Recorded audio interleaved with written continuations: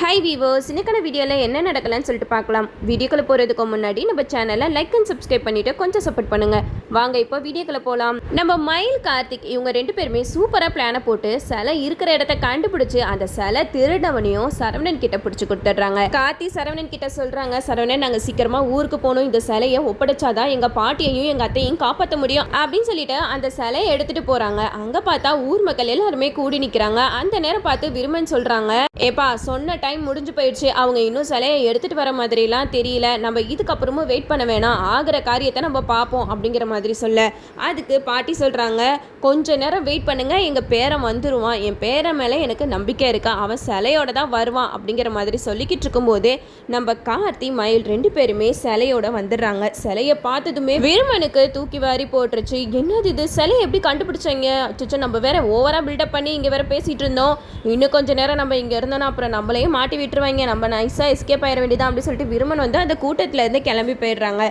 அப்போது சிவனாண்டி முத்துவேல் இவங்க ரெண்டு பேருமே நின்றுட்டு இருக்காங்க. என்னது இது, இவன் எப்படி சிலையோட வந்தான், ஒன்றும் புரியலையே அப்படின்னு யோசிச்சுட்டு இருக்கும்போது நம்ம கார்த்திக் வந்து சிலையை ஒப்படைச்சிடுறாங்க.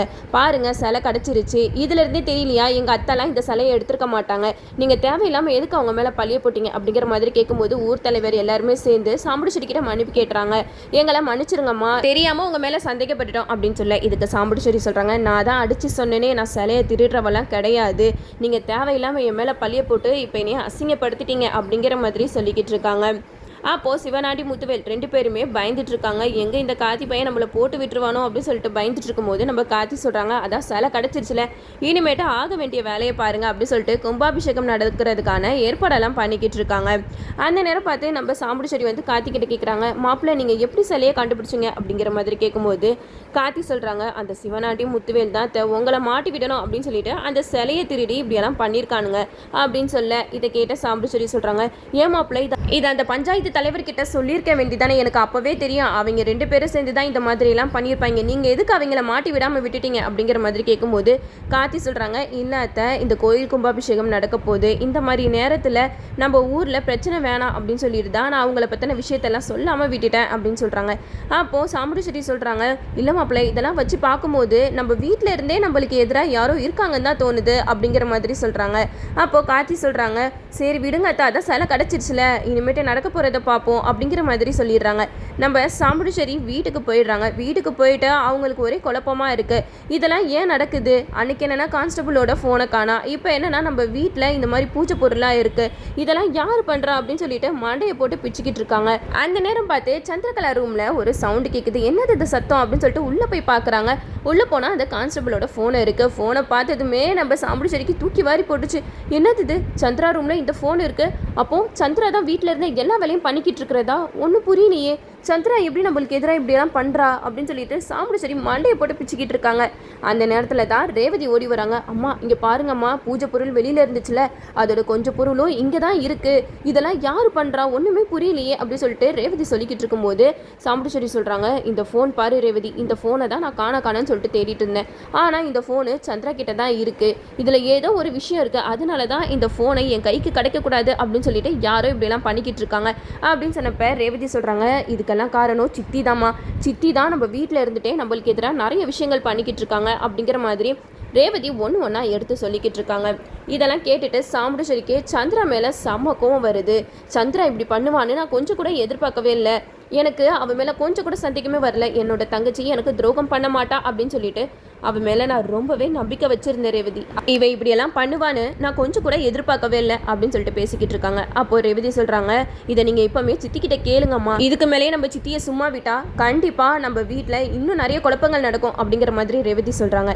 இதெல்லாம் கேட்டுட்டு சாமுண்டீஸ்வரி ஹாலில் போயிட்டு செம்ம கோவத்தில் உட்காந்துருக்காங்க.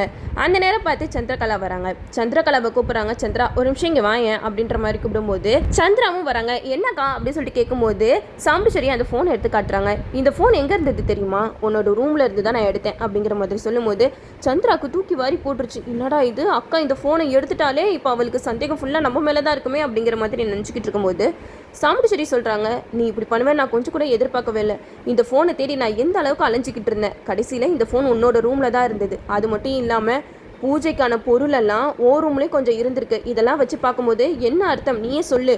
எனக்கு எதிராக நீ தான் இந்த வீட்டில இருந்து ஏதோ வேலை பண்ணிக்கிட்டு இருக்கியா? அந்த சிவனாண்டிக்கு நீ தான் நம்ம வீட்டில இருந்தே ஹெல்ப் பண்ணிக்கிட்டு இருந்திருக்க.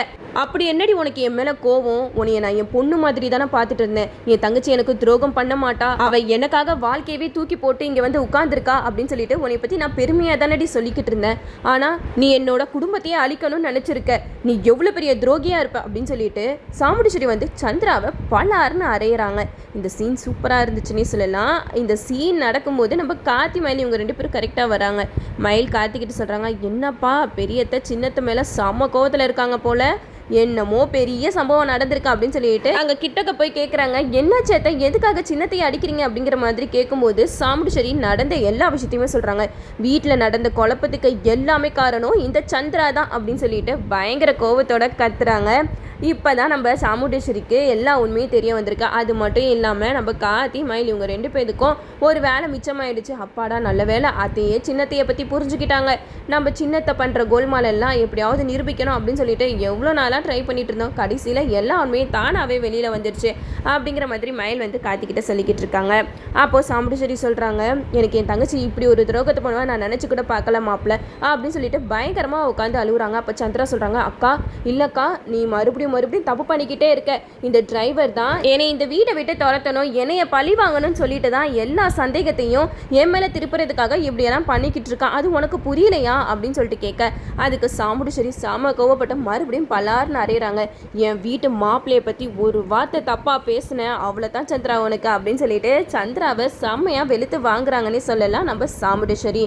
இதெல்லாம் கேட்டுட்டு கார்த்தி வந்து சாமுண்டீஸ்வரி கிட்ட சொல்கிறாங்க, அத்தை நீங்கள் தப்பாக நினச்சிக்கலன்னா உங்ககிட்ட நான் ஒரு விஷயம் சொல்கிறேன். இவங்க பண்ணுற வேலை எல்லாமே எங்களுக்கு ஏற்கனவே தெரியும். ஆனால் இவங்களை பற்றின விஷயம்லாம் உங்ககிட்ட சொல்லி உங்கள் 2 பேருக்குள்ளேயும் பிரச்சனை வந்துருமோன்னு சொல்லி தான் நாங்கள் இவ்வளோ நாளாக எதையுமே சொல்லாமல் இருந்தோம். ஆனால் கடைசியில் உங்களுக்கே எல்லா உண்மையும் தெரிஞ்சிருச்சு அப்படிங்கிற மாதிரி சொல்லிக்கிட்டு இருக்காங்க. அப்போ சாமுண்டீஸ்வரி சொல்கிறாங்க, என் தங்கச்சி எனக்கு எதிராக இப்படியெல்லாம் பண்ணுவான் நான் கனவுல கூட நினச்சி பார்க்கல.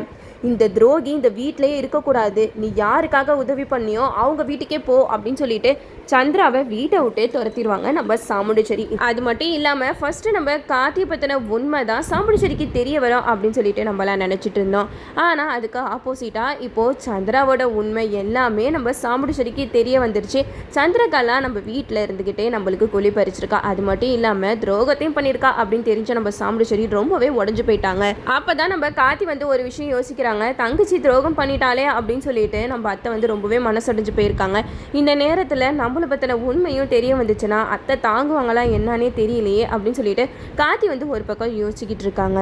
அப்போ நம்ம சாமுண்டீஸ்வரி வந்து ரேவதி போயிட்டு சமாதானப்படுத்திக்கிட்டு இருக்காங்க. அம்மா கவலைப்படாதீங்கம்மா, நம்ம வீட்டில் நம்மளுக்கு துரோகம் செய்கிறவங்கள கண்டிப்பாக வச்சிருக்கவே கூடாது அப்படிங்கிற மாதிரி சொல்லும்போது சந்திரா சொல்கிறாங்க, எல்லாம் எனக்கு எதிராக இருக்கீங்கல்ல, சரி நடக்கிறது நடக்கட்டும் அக்கா, ஒரு நாள் இல்லை ஒரு நாள் உனக்கு இந்த டிரைவர் பற்றின உண்மையெல்லாம் தெரிய வந்தப்ப அப்புறம் நான் உனக்கு பண்ணதெல்லாம் நல்லதா கெட்டதான்றது நீயே புரிஞ்சுப்ப அப்படின்னு சொல்லிட்டு சந்திரா வந்து இந்த வீட்டை விட்டே போயிடுறாங்க. எது எப்படியோ இந்த சந்திரா வந்து இந்த வீட்டை விட்டு போயிட்டாங்க. இப்போயாவது நம்ம சாமுண்டீஸ்வரிக்கு சந்திரா பற்றின உண்மையான முகம்லாம் தெரிய வந்துச்சு, அதுவே போதும். இனி நம்ம கார்த்தியோட உண்மை தான் தெரிய வரணும். அதுக்குள்ளே நம்ம சாமுண்டீஸ்வரி வந்து அந்த ஃபோனில் இருக்கிற உண்மையெல்லாம் பார்த்துட்டாங்கன்னா அவ்வளோதான், இந்த கதைக்கு ஒரு என் கார்டு போட்டுருவாங்க. ஏன்னா கதை வந்து கொஞ்சம் நல்லா விறுவிறுப்பாகவே போய்கிட்டு இருக்கு. ஸோ இது போயிட்டுருக்கிறத பார்த்தா கண்டிப்பாக இந்த சீரியலை முடிச்சிருவாங்களோ அப்படின்ட்டு தோணுது. ஏன்னா இப்போ வந்து இந்த 2 குடும்பத்தையும் ஒன்று சேர்க்கறது தான் இந்த கதையோட கான்செப்டே. இப்போ நம்ம கார்த்தி வந்து அந்த ஃபோனில் இருக்கிற எல்லா ஆதாரத்தையுமே சாமுண்டீஸ்வரி கிட்ட காமிச்சிட்டாங்கன்னா கண்டிப்பாக நம்ம அம்மாவோட சாவுக்கு காரணம் இந்த பரமேஸ்வரி குடும்பம் கிடையாது அப்படின்னு நம்ம சாமுண்டீஸ்வரி புரிஞ்சுக்கிட்டாங்கனாலே போதும், இந்த குடும்பம் ஒன்று சேர்ந்த மாதிரி தான். இதுக்கப்புறம் எப்படின்னா சீரியலை கொண்டு போகிறாங்க நம்மளும் வெயிட் பண்ணி பார்ப்போம். ஓகே வியூவர்ஸ், இந்த வீடியோ உங்களுக்கு பிடிச்சிருந்தா லைக் பண்ணுங்கள், மறக்காமல் நம்ம சேனலை சப்ஸ்கிரைப் பண்ணிடுங்க.